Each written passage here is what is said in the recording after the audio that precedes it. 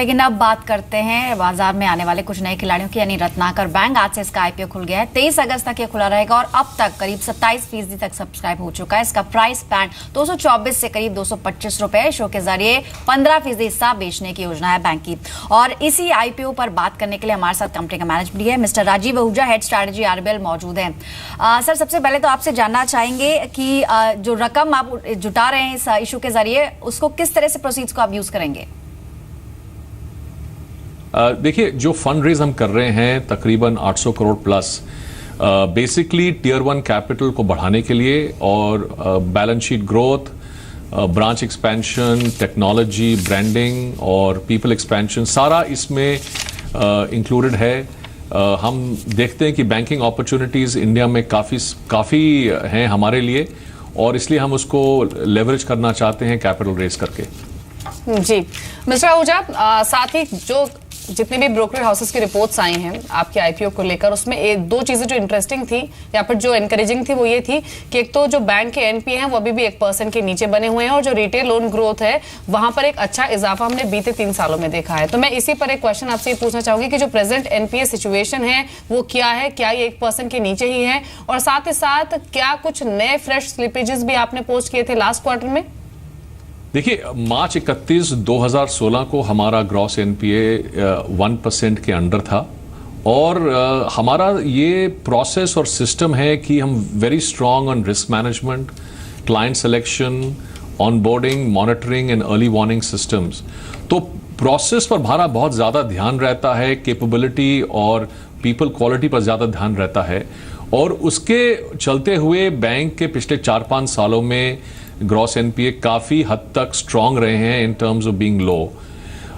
हमारा ये मानना है कि अगर हमारा प्रोसेस सही रहे, हमारा क्लाइंट सिलेक्शन सही रहे और हम वही डिसिप्लिन से काम करते रहें, तो we should be continuing to build a very strong bank in terms of risk management. Mister Ahuja, in fact जहाँ तक नेट इंटरेस्ट मार्जिन की बात है, प्रेजेंटली पिक्चर कैसी है और आगे ग्रोथ आप कैसी देखते हैं? देखिए, मार्च 31, 2016 का जो फाइनेंशियल ईयर क्लोज हुआ है उसमें हमारा निम तकरीबन 3% है और ये रिफ्लेक्शन है 2-3 चीज़ों का। एक तो मिक्स ऑफ बिजनेस, होलसेल और रिटेल। थोड़े से यंग बिजनेस हैं और हमारी लाइबिलिटी एंड डिपॉजिट फ्रेंचाइज, जो कि आपको पता है कि ये जो स्ट्रैटेजी है ये 8-10 सालों में जाकर पूरी बनती है in terms of having a very broad deposit and CASA franchise. But the growth in all of this has been extremely healthy and all the ingredients and fundamental building blocks सब अपनी जगह हैं। तो अगले 3-4 सालों में जैसे बैंक बढ़ेगा, स्केल बढ़ेगा, ब्रांच नेटवर्क बढ़ेगा, तो all of these will help us in maintaining a healthy NIM. Mister Ahuja, जिस तरह से आपने कहा कि हेल्दी निम मेंटेन करने में बहुत सारे फैक्टर्स होंगे जो कि कंट्रीब्यूट करेंगे, ब्रांच एडिशन की भी आपने बात की और हमने देखा भी है कि 16 स्टेट्स में ऑलरेडी आपकी प्रेजेंस है, कर्नाटका में एक स्ट्रांग फुटहोल्ड है आपका। तो by the end of this year कितनी ब्रांचेस का एडिशन हम एक्सपेक्ट कर सकते हैं?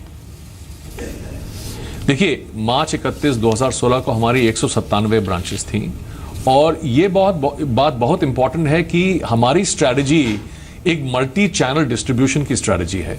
ब्रांचेस बहुत क्रिटिकल हैं, स्पेशली वेयर क्लाइंट सेगमेंट्स हैं जिनको ब्रांच की सर्विसेज बहुत इंपॉर्टेंट है। उसके अलावा हम बीसीज यानी बिजनेस कॉरेस्पॉन्डेंट के साथ काफ़ी बिजनेस करते हैं, स्पेशली इन रूरल मार्केट्स, और 30,000 से ज़्यादा हमारे कस्टमर सर्विस पॉइंट्स हैं थ्रू पार्टनरशिप्स, जहां हम सिंप्लीफाइड फाइनेंशियल सर्विसेज देते हैं अंडर बैंक और अनबैंक को। उसके अलावा technology, net banking, mobility, door step banking, ये सब बहुत इंपॉर्टेंट है एक ब्रांच नेटवर्क को कॉम्प्लीमेंट करने के लिए। वो जमाने और थे कि बैंकों के लिए केवल बैंक ब्रांच ही इंपॉर्टेंट था, क्योंकि बाकी सारे जो वेक्टर्स हैं, स्ट्रैटेजी हैं, वो इतने इंपॉर्टेंट नहीं थे। पर आज की तारीख में जिस तरह से टेक्नोलॉजी, कंज्यूमर की चेंजिंग प्रेफरेंसेस और नॉन ट्रेडिशनल कंपटीशन आ रहा है, तो हर एक बैंक को इसका मिक्स चेंज करना पड़ेगा और यही हमने कोशिश की है पिछले 3-4 सालों में। तो वही हमारी पद्धति, वही हमारी स्ट्रैटेजी रहेगी going forward. In fact mister Ahuja, आपसे आखिरी सवाल होगा। आपने बताया कि रिस्क मैनेजमेंट पर बैंक का फोकस है और साथ ही आपके ग्रॉस एनपीएस भी काफी ज्यादा कंट्रोल में है। अगर आप एनपीए एलोकेशन पर थोड़ा हाईलाइट कर सकें, क्या किसी स्पेसिफिक सेक्टर में आपका एक्सपोजर ज्यादा है? देखिए, एनपी एलोकेशन जो है पूरा आरएचपी में है, जो मार्च 31, 2016 तक का, और ये कोई स्पेसिफिक सेक्टर में नहीं है। आपको पता है हम प्रोजेक्ट फाइनेंस मार्केट में नहीं हैं। हमने कुछ चीज़ें अवॉइड की हैं जिनसे बाकी बैंकों को कुछ प्रॉब्लम हुई है पिछले 3-4 सालों में। तो ये कंपनी स्पेसिफिक हो सकता है, कुछ कमोडिटी रिलेटेड कुछ हो सकता है, एसएमई में कुछ है, पर ये इसमें कोई एक ट्रेंड नहीं कर सकते, क्योंकि हमारा पूरा स्ट्रैटेजी रहा है कि client selection, risk management and discipline has to be extremely high quality and integral to the way we build our business. चलिए, शुक्रिया मिस्टर आहूजा, समय दिया आपने जी बिजनेस को और बातचीत की, and all the very best wishes आपको इस आईपीओ को लेकर। और इनफैक्ट ज्यादातर ब्रोकर हाउसेस की जो रिपोर्ट्स आई हैं इस आईपीओ को लेकर, उसमें उन्होंने सब्सक्राइब की ही सलाह दी है लॉन्ग टर्म व्यू के लिहाज से, फिर चाहे वो एंटीक ब्रोकिंग हो या फिर और भी बहुत सारे इंस्टीट्यूशंस की ओर से सब्सक्राइब करने की सलाह आई है आरबीएल आईपीओ पर। और इनफैक्ट अगर आप देखेंगे भी इस बैंक की ग्रोथ, तो बीते 3 से 4 सालों में कंसिस्टेंटली हमने लोन बुक में भी मोर देन 40% की ग्रोथ आते हुए देखी, और बैंक भी करीब 50 से 55% के सीएजीआर पर ग्रो कर रहा है।